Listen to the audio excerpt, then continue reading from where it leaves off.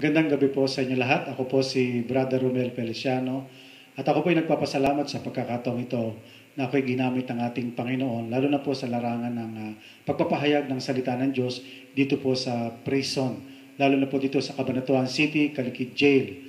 Ako po ay 18 taon na naglilingkod sa Ever Increasing Church International at ako po ay bago po napunta po rito ay nakakilala ako sa ating Panginoon dito po sa Saudi Arabia na kung saan ay nakulong din po ako dahil sa pagbabahagi ng salita ng Diyos.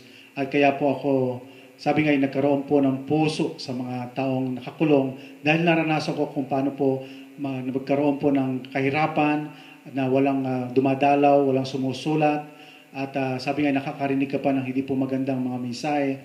Ngunit dahil sa salita po ng ating Panginoon, napagtibay po ako. Kaya ako po, nung ako'y nauwi dito po sa Pilipinas, ay ipinagpatuloy ko po ang gawain dito po sa pagtuturo po sa Cabanatuan City Jail.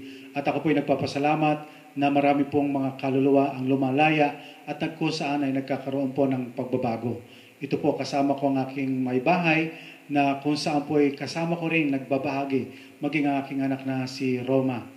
Kami po ay patuloy pa rin pong nag-i-extend ang aming tulong, hindi lang po sa loob ng kulungan, kundi doon din po sa mga asawa at pamilya ng mga nakakulong. Binibisita po namin sila at nabibigyan din po namin na kahit kaunting tulong, mga pananamit, mga pagkain.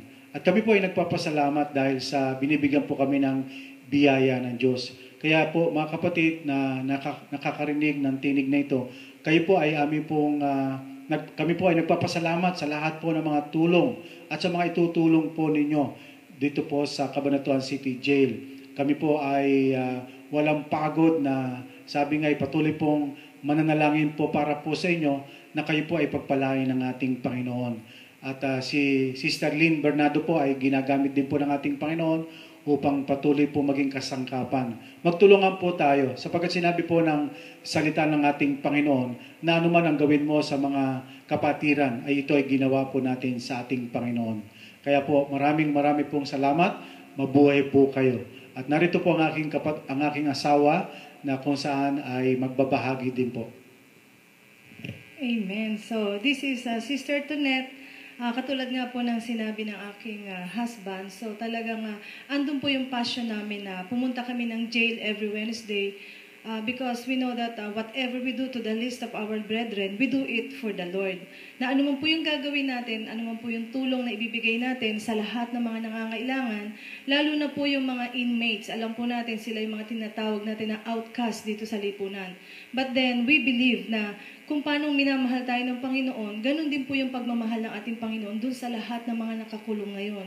Although nakakumit sila ng mga kasalanan, but then, binigyan pa rin sila ng chance ng ating Panginoon na patuloy na tumanggap sa kanila at patuloy na mabago ng salita ng Panginoon because we believe that one word from God will change our life forever.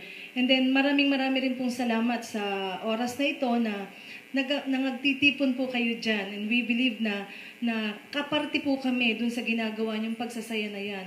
So lagi po nating tatandaan, anuman yung ginagawa natin para sa Panginoon, so God will reward us openly dun sa lahat ng mga tulong, sa lahat ng support na ibibigay niyo po, hindi po sa amin, kundi sa lahat po ng nangangailangan. So we believe na ito po yung start ng, although hindi po namin kayo kilala isa-isa, but then thank God sa buhay ni Sister Lynn Bernardo. And then gusto din namin i-take itong opportunity na to greet her para sa kanya special birthday celebration tonight. So happy birthday, Sister Lynn. We believe that God would give the desires of your heart. So bless your family. I-bless pa ng Panginoon yung inyong business. And then regards to your husband sa buong family. So from Feliciano family, patuloy po namin kayong isasama sa aming panalangin because we believe na ang panalangin po ay tunay na makapangyarihan. Amen. Praise God. Manalangin po tayo.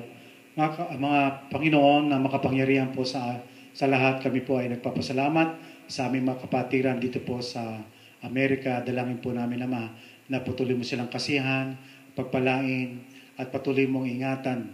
At naniniwala kami ang mga angheles ay patuloy pong mangangalaga sa kanila.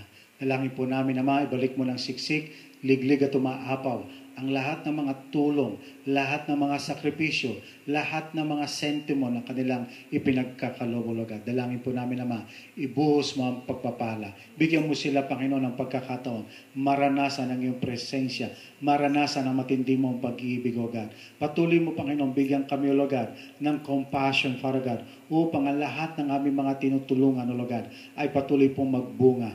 Yes, O God. Maraming pong salamat. Ito po ang aming dalangin sa matamis sa pangalan ng aming Panginoong Hesus. Amen.